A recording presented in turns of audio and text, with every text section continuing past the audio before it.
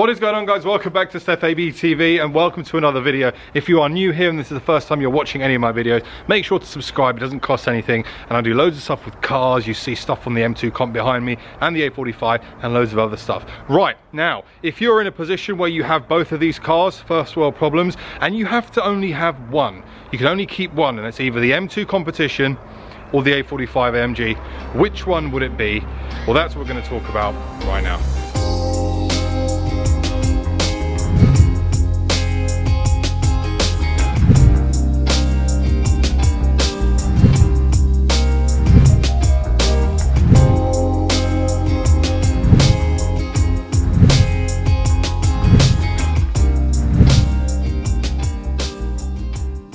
I mean, for those of you who don't know, so that is actually my car. So I own that A45 AMG, and this one here is the BMW M2 Competition, which has kindly been lent to me by BMW UK. I've just spent a week with it. It's been absolutely incredible, and I've got a real feel for what this car has been like to drive. And obviously owning this one, well, I know what that one's like to drive. I now have to go back to BMW HQ down in Farnborough to drop this car back off to them. So I'm going to strap in a GoPro. We'll do one last drive in the M2 Competition, and I'll talk to you about which one I prefer. But I mean, let's be honest, I would rather have the M2 Competition, but I'll give you my reasoning behind it as to why very shortly. For now, let's go.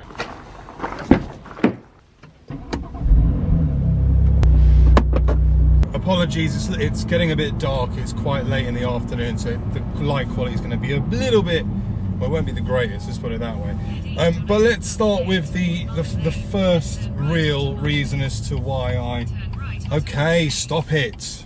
Flipping center. The first real reason as to why I love this car is plain and simply fun factor.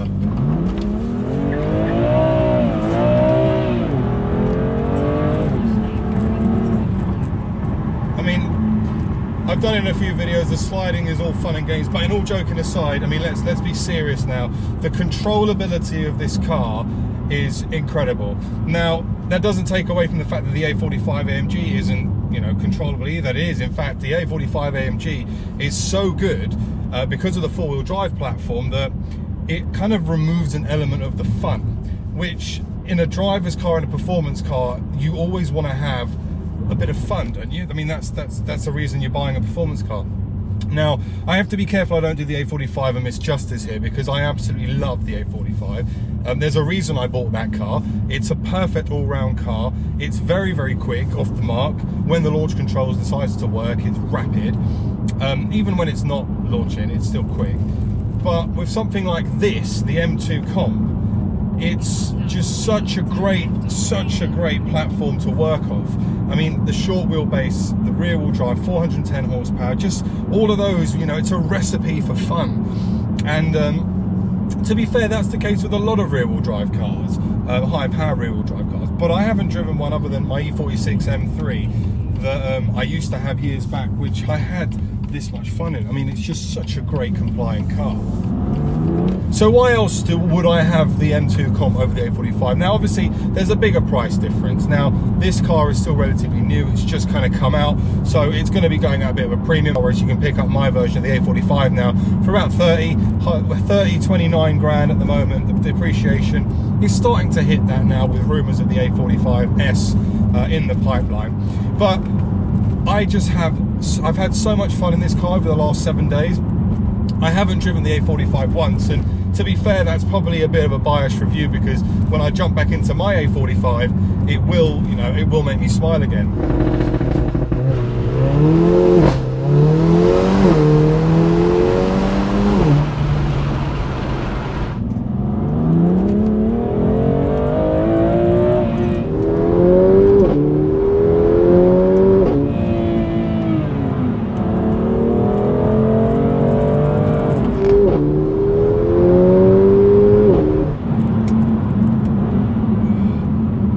I do think that the gearbox on this car is better than the A45. I do really think so. It has this fantastic kind of dual logic or drive logic. I can't remember the actual name of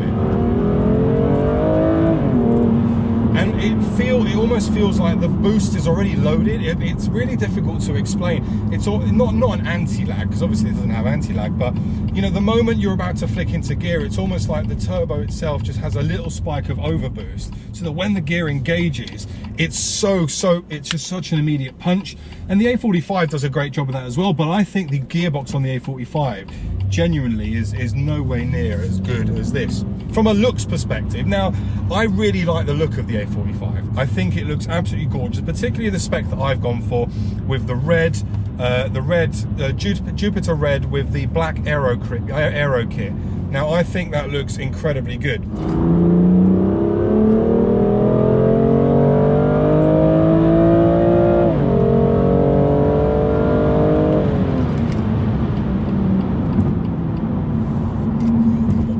I almost missed the turn in there, I got that excited. Yeah, this has got so much torque. Obviously this has got an extra turbo to the A45, but I'm digressing a bit. And it's because it's my last drive and I'm having fun.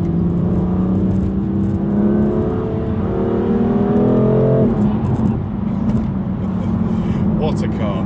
Right, let's tone it down. So yeah, spec-wise. So I love my spec. I love the red. I think it looks fantastic, particularly with the black aero kit. If you go in A45 AMG, you have to go aero kit. It's the only way, because otherwise it just looks too plain. But the red and black combo on my car, I think it looks beautiful.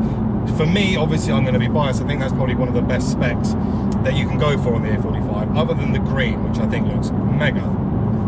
But this, the Hockenheim silver with the diamond cut and black wheels, the nice big brakes, the fact that it's a coupe, I have a real soft spot for coupes, and I just think this looks so aggressive, and so does the A45. But this car here is just mad. It's so nice. Interior wise, I think BMW have massively stepped the interior game up in this car in the M2 Competition. I didn't really like the seats as much in the old M2. Granted, they were still comfortable, but they didn't look as nice. They didn't hug you in anywhere near as much as the M2 does. The M2 Competition seats, these ones here.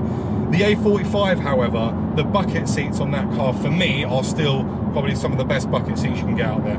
They are absolutely incredible. They're the same bucket seats that you'll find in the C63 AMG. And Mercedes have put them in there for a reason. They're AMG seats, and they do a very good job at hugging you. Now, only being able to have one car, you know, it's a first world problem. Let's not beat around the bush. You know, having either one of these two cars, I'm sure the majority of people watching and anybody who I ask the question to would be overwhelmed with any of the two. They'd probably take either of them in pink, as would I. But if I had to choose one, I think it would be the M2 Competition. I think the engine is stronger. It's a bigger engine, double twin turbo. There's more tunability in this. You can push over. I reckon you can get close to 500 horsepower in this car. The A45 AMG will struggle to get over the 430 without having to start changing turbos. Reliability wise, from the gearbox, I think you got a much more reliable gearbox here in the M2 Competition. Overall looks, I'm torn between the two. I love them both, but I just think that this just looks nicer in my opinion. It's less ASBO and more classy, and but still, you know, it still holds itself well with the look when it comes to aggression.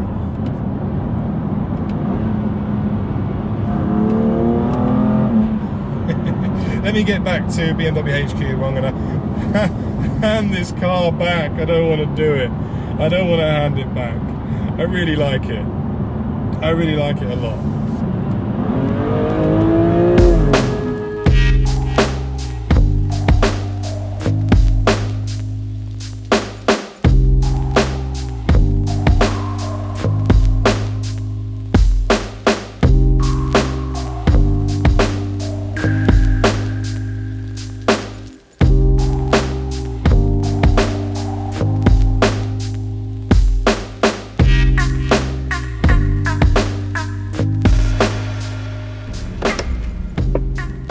M2 Comp is now back safe and sound with BMW UK back here at HQ in Farnborough. But my word, what a car. It's been incredible having this for, well, 7 days. I would love to have this even longer. I mean, just look at it, it's gorgeous. What a car, what a performance car. But right, so there's nothing really left to do now other than to hand back the keys to the car, and then head home.